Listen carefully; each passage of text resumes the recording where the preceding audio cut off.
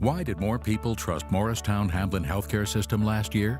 Maybe it's our compassionate, highly skilled ER with round-the-clock emergency surgical services, the area's only cath lab for heart attack patients, our comprehensive regional cancer center with personalized treatment plans, the only local hospital delivering our next generation of babies, and all part of the region's top-performing healthcare network.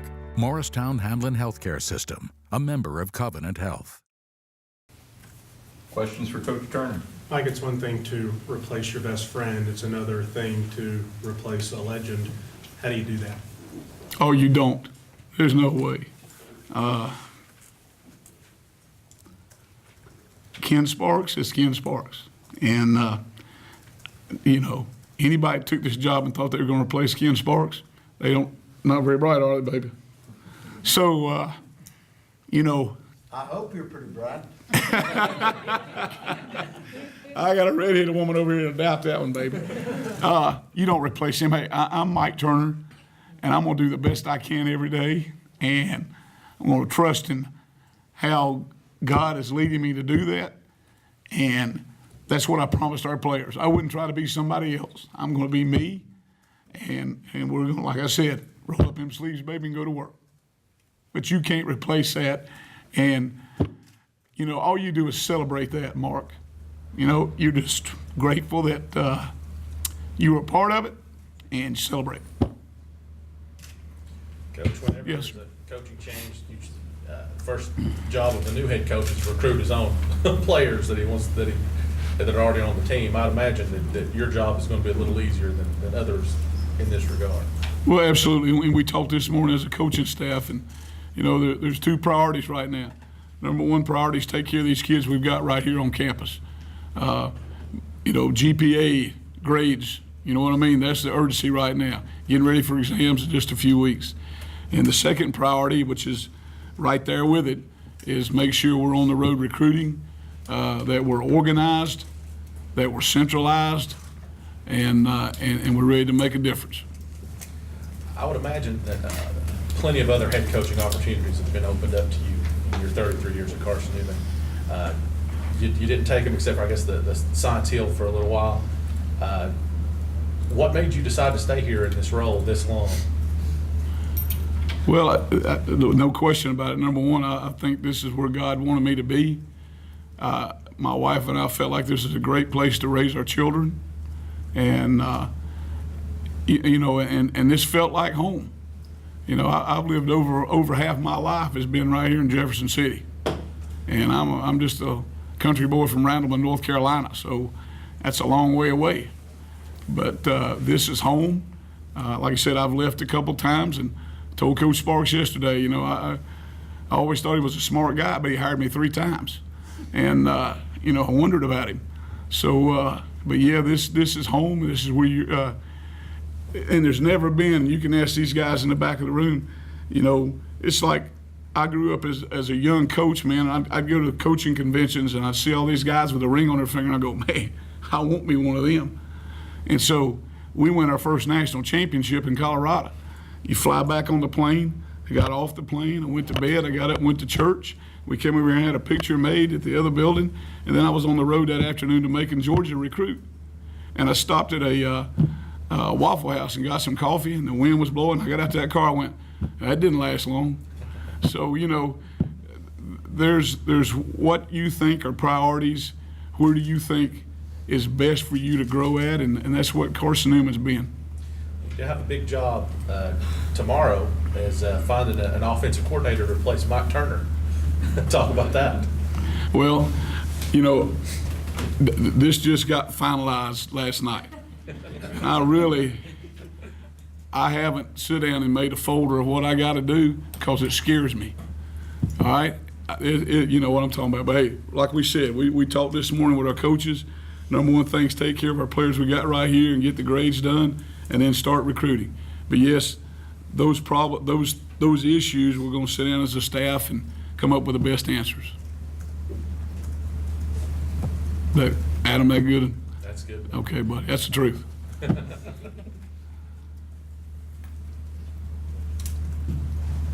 What kind of players are you looking to bring in here? from a recruiting standpoint? Well, we want to bring in better players than what we got, okay? And just like that should be anybody's idea of what you bring in. But hey, we want to bring in people that fit the Carson-Newman mold as best we can. And we talked this morning about researching and finding that.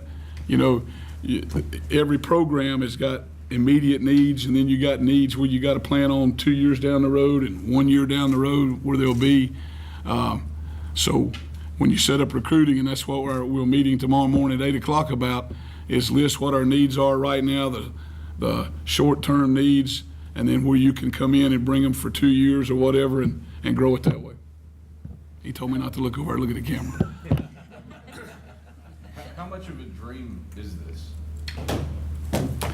This is a dream job. When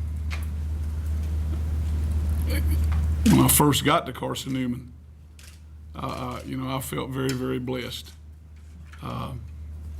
You know, to be able to sit up here and stand up in front of that football team and be the head coach, and you're going, man, that's a dream job, and you're blessed, and then you're going, wow, what has to get done and how it has to get done, and what you represent.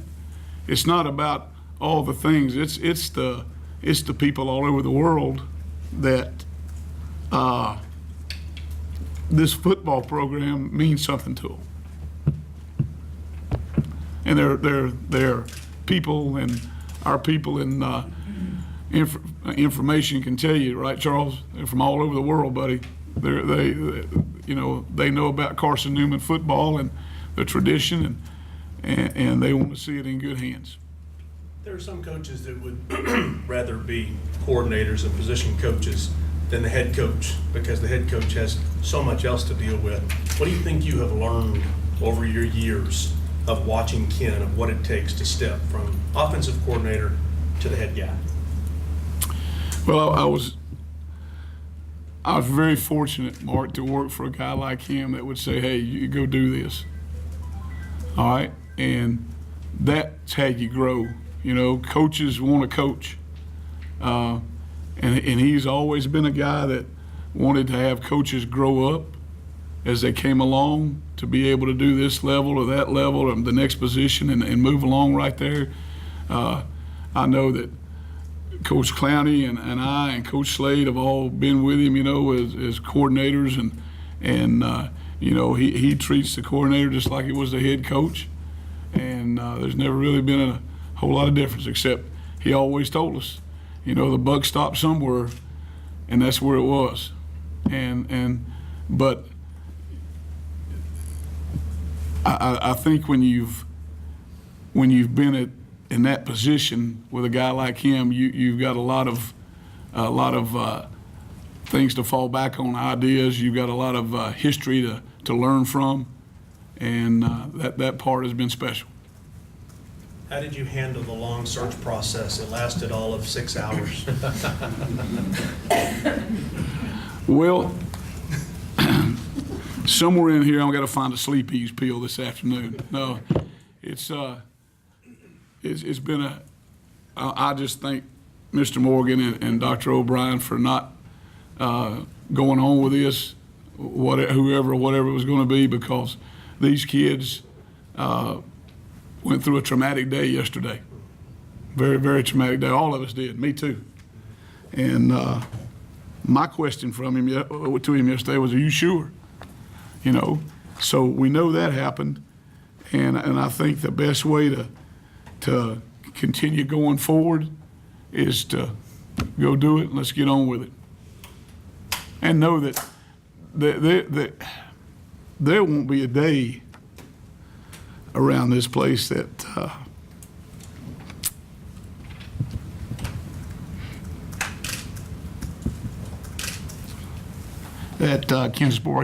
Ken Sparks won't be a part of it.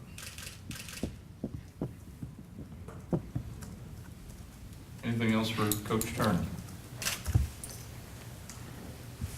If not, before we go, Coach has some special folks with him today that I'm sure he wants to bring up and recognize. So Connie, if you and the family would come up here and you can give him a special hug and congratulations. As this will be-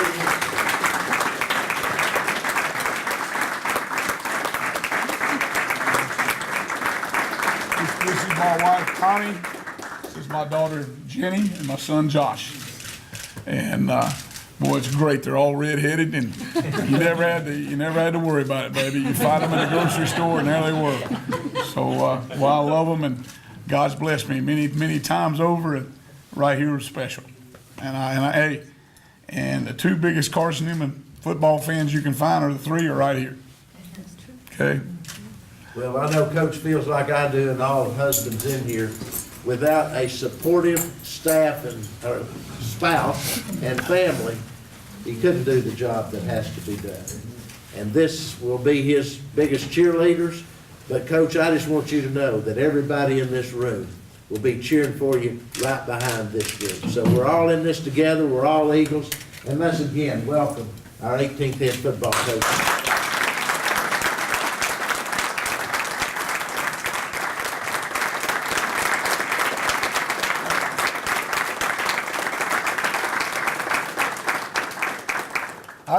Let me tell you how I met my wife.